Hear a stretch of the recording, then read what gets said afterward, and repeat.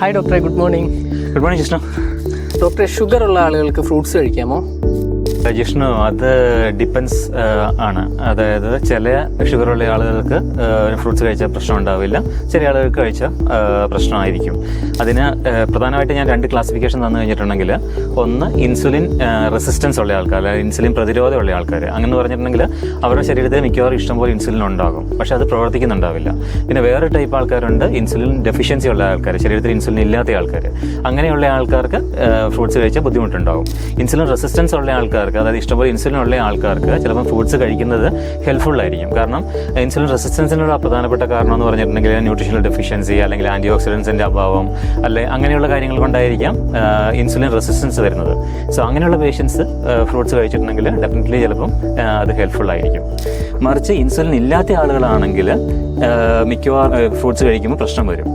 ഇപ്പോൾ ഉദാഹരണമായിട്ട് പറഞ്ഞു കഴിഞ്ഞിട്ടുണ്ടെങ്കിൽ അവക്കാഡോ, അല്ലെങ്കിൽ പേരയ്ക്ക, അല്ലെങ്കിൽ അനാറ്, അങ്ങനെയൊക്കെയുള്ള ഫ്രൂട്ട്സ് കഴിച്ചു കഴിഞ്ഞിട്ടുണ്ടെങ്കിൽ വലിയ പ്രശ്നം, ചെറീസ് ആൻഡ് ബെറീസ്, അങ്ങനെയുള്ള ഫ്രൂട്ട്സ് കഴിക്കുമ്പം ചിലപ്പോൾ പ്രശ്നം ഉണ്ടാകണമെന്നില്ല. പക്ഷേ ഷുഗറി ആയിട്ടുള്ള ഫ്രൂട്ട്സ് കഴിക്കുമ്പം അവർക്ക് ഇൻസുലിൻ ഇല്ല ആ ഷുഗറിനെ ഹാൻഡിൽ ചെയ്യാനായിട്ട്. അതുകൊണ്ട് അങ്ങനെയുള്ള പേഷ്യൻസിന് ഷുഗർ മിക്കവാറും പറ്റില്ല. അന്നേരം നമ്മളത് ഓരോ ഇൻഡിവിജ്വലിനനുസരിച്ച് അവരുടെ ഷുഗർ റെസ്പോൺസ് നോക്കിയിട്ട് മാത്രമേ നമുക്ക് തീരുമാനിക്കാൻ പറ്റുള്ളൂ പ്രമേഹ രോഗിക്ക് ഫ്രൂട്ട്സ് കഴിക്കാവോ ഇല്ലയോ എന്നുള്ളത്.